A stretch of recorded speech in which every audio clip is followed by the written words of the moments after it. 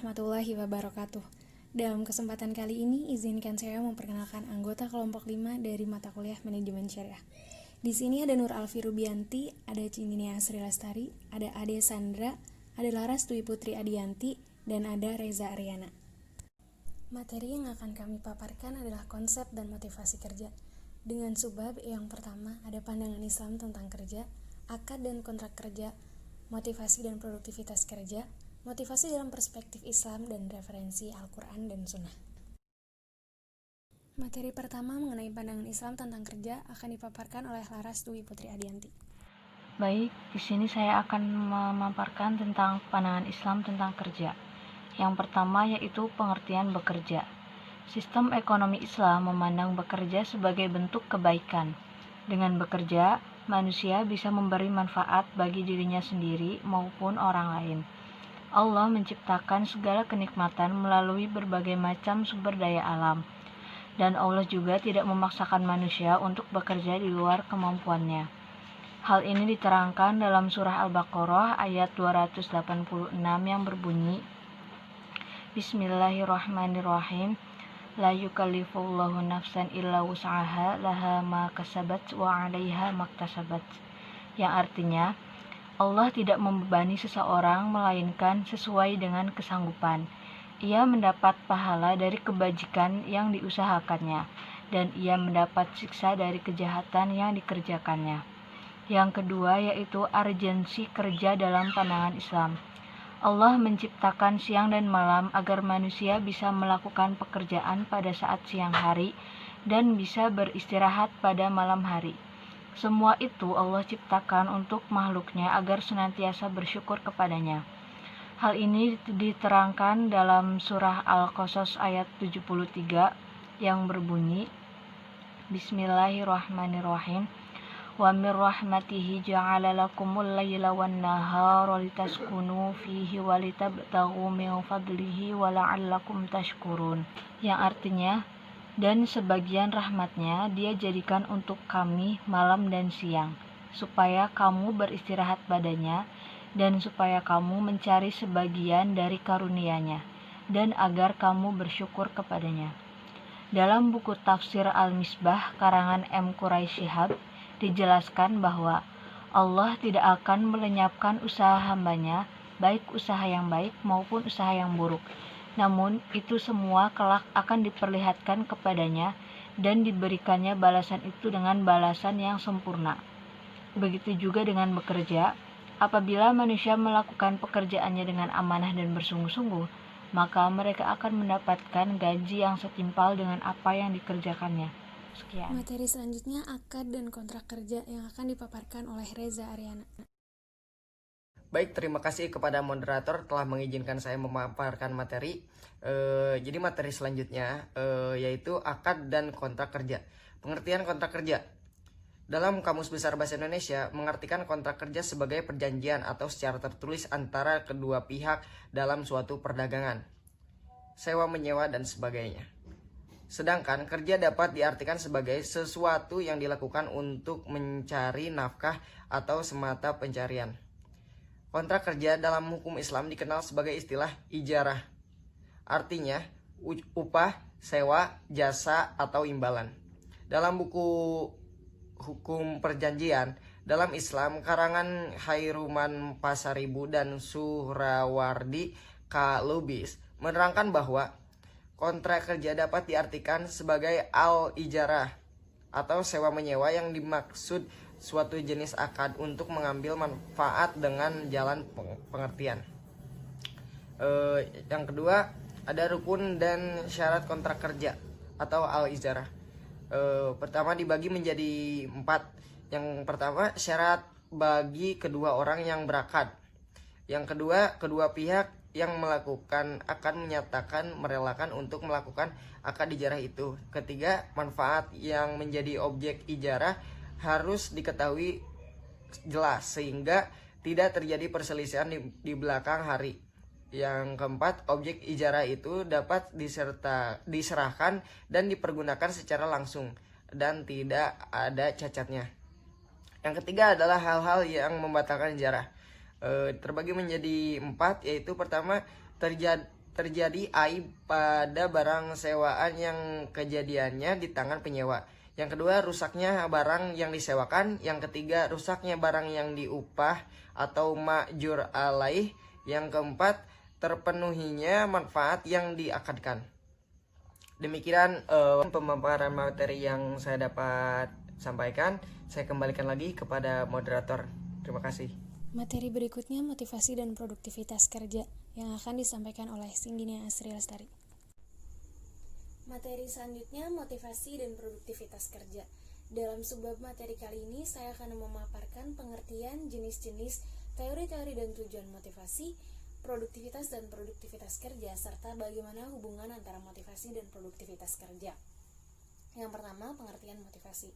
Motivasi adalah sebuah dorongan, hasrat, atau minat yang begitu besar yang dimiliki seseorang untuk mengambil suatu tindakan atau untuk mencapai sebuah tujuan, cita-cita, atau keinginan tertentu. Jenis motivasi terdiri dari motivasi internal dan eksternal. Motivasi internal adalah motivasi yang berasal dari dalam individu itu tersendiri.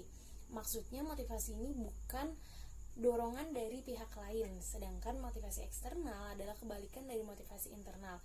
Motivasi eksternal merupakan dorongan dari pihak di luar dirinya.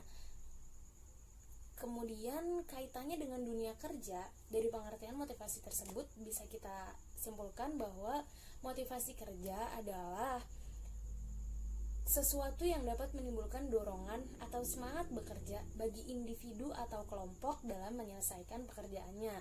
Maka motivasi ini sangat berperan dalam pencapaian tujuan produktivitas perusahaan. Kemudian ada teori-teori motivasi.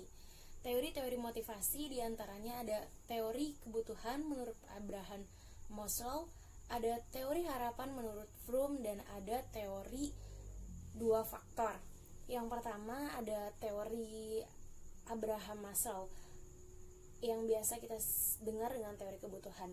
Dalam teori kebutuhan ini, Abraham Maslow membagi kebutuhan manusia menjadi 5 tingkat berbentuk piramida. Di tingkat pertama, kebutuhannya adalah kebutuhan fisiologis atau biasa kita dengar dengan kebutuhan sandang, pangan, dan papan atau kebutuhan primer. Abraham Maslow menjelaskan bahwa dalam piramida ini, setiap manusia apabila telah memenuhi kebutuhan dasarnya, memenuhi kebutuhan di tingkat dasar, maka ia akan termotivasi untuk memenuhi kebutuhan di tingkat atasnya. Setelah terpenuhi, memenuhi lagi kebutuhan tingkat atasnya, begitu seterusnya sampai 5 tingkatan itu terpenuhi. Kemudian ada teori harapan menurut Fromm.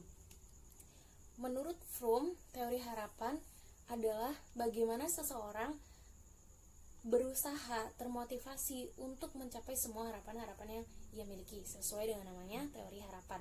Jadi setiap manusia akan berusaha sedemikian rupa agar bisa mencapai harapan-harapan atau keinginan-keinginan yang ia miliki. Kemudian ada teori dua faktor. Menurut Herzberg mengemukakan bahwa dua faktor ini merupakan faktor Huygens dan faktor motivator. Faktor Huygens adalah faktor ekstern. Maksudnya, manusia cenderung menjauhi hal-hal yang tidak memuaskan atau hal yang tidak ia sukai. Sedangkan faktor motivator adalah faktor intern, yaitu manusia akan mendekati hal-hal yang ia suka dan selalu berusaha memuaskan kebutuhannya, mencari kepuasan. Kemudian di motivasi ada tujuan motivasi. Tujuan motivasi yang paling utama adalah meningkatkan produktivitas kerja. Selain itu, motivasi juga diharapkan dapat meningkatkan dedikasi dan loyalitas para pekerja, serta meningkatkan lingkungan kerja yang harmonis bagi perusahaan. Selanjutnya ada produktivitas dan produktivitas kerja. Produktivitas adalah perbandingan antara input dan output yang dihasilkan atas pekerjaan yang telah dilakukan. Sedangkan produktivitas kerja adalah suatu hasil penciptaan barang dan jasa atas dari faktor-faktor produksi yang telah dikerjakan, yang telah disediakan untuk mencapai efektivitas dan efisiensi pekerjaan perusahaan demi meningkatkan kualitas dan kuantitas perusahaan. produktivitas kerja ini kaitannya erat dengan motivasi. Nah, selanjutnya kita bahas bagaimana hubungan antara motivasi dengan produktivitas kerja. Motivasi merupakan faktor pendukung produktivitas kerja. Maka, hubungan motivasi dengan produktivitas kerja adalah hubungan yang searah. Semakin tinggi motivasi, maka semakin tinggi pula produktivitas kerja, atau semakin gampang tercapainya produktivitas kerja itu. Sedangkan semakin rendah motivasi, maka pencapaian produktivitas juga akan semakin sulit, atau produktivitas dari perusahaan itu akan menurun. Sekian materi yang dapat saya sampaikan. Terima kasih. Materi selanjutnya motivasi dalam perspektif Islam yang akan dipaparkan oleh Nur Alfi Rubianti. Materi selanjutnya adalah motivasi dalam perspektif Islam. Di dalam Al-Quran telah banyak statement baik secara eksplisit maupun implisit yang menerangkan mengenai motivasi yang mempengaruhi manusia. Salah satunya adalah surat Ali Imran ayat 14. Di dalam surat ini menerangkan bahwa pada dasarnya manusia memiliki kecintaan yang sangat kuat terhadap dunia dan syahwat, yang terwujud di dalam kesukaan terhadap perempuan, anak, dan harta kekayaan. Di dalam pandangan Islam, motivasi memiliki pengaruh untuk menggerakkan semangat bagi para muslim dalam melaksanakan sesuatu. Untuk memahami motivasi kerja di dalam Islam, kita harus memahami terlebih dahulu fungsi dan kedudukan dari bekerja. Mencari nafkah di dalam Islam adalah suatu kewajiban. Islam merupakan agama yang fitrah yang sesuai dengan kebutuhan manusia. Salah satu kebutuhannya adalah kebutuhan fisik. Adapun untuk memenuhi kebutuhan fisik tersebut, manusia harus bekerja. Motivasi dalam pandangan Islam adalah untuk mencari nafkah dengan cara beribadah. Motivasi di dalam Islam tidak hanya untuk mengejar kehidupan yang hedonis, mengejar status, mengejar kekayaan dengan cara apapun. Dengan demikian, motivasi kerja di dalam Islam tidak hanya untuk memenuhi kebutuhan hidup saja, melainkan untuk beribadah kepada Allah Subhanahu wa Ta'ala setelah beribadah fardu lainnya. Bekerja untuk mencari nafkah adalah hal yang sangat istimewa dalam pandangan Islam. Materi selanjutnya tafsir ayat bekerja dan motivasi kerja yang akan dipaparkan oleh Ade Sandra. Saya akan memaparkan tafsir ayat bekerja dan motivasi kerja. Yang pertama adalah kata amali atau bekerja di antaranya surah Al-Baqarah ayat 62 yang berbunyi innal ladina amanu wal ladina hadu wan nasara was-sabiina man amana billahi wal yaumil akhiri wa amila sholihan falahum ajrum inda rabbihim wala khaufun alaihim wala hum yahzanun, yang artinya sesungguhnya orang-orang yang beriman, orang-orang yang Yahudi, orang-orang Nasrani, dan orang-orang Sabiin, siapa saja di antara mereka yang beriman kepada Allah dan hari akhir dan melakukan kebaikan, mereka mendapatkan pahala dari Tuhannya. Tidak ada rasa takut pada mereka dan mereka tidak bersedih hati. Lalu yang kedua terdapat kata ya'mal atau mengerjakan. Dalam surah Al-Baqarah ayat 7 yang berbunyi Bismillahirrahmanirrahim Faman ya'mal misqala dzarratin khairan yarah, yang artinya maka barang siapa mengerjakan kebaikan seberat zarah, niscaya dia akan melihat balasannya. Lalu yang ketiga dalam surah Al-Ahzab ayat 31 yang berbunyi Bismillahirrahmanirrahim wa may yaqnut minkunna lillahi wa rasulihi wa ta'mal sholihan nutiha ajraha marrataini wa atadna laha rizqan karima, yang artinya dan barang siapa di antara kamu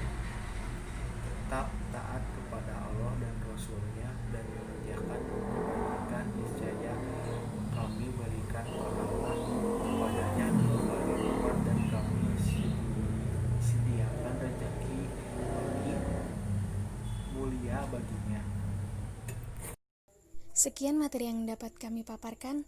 Terima kasih. Wassalamualaikum warahmatullahi wabarakatuh.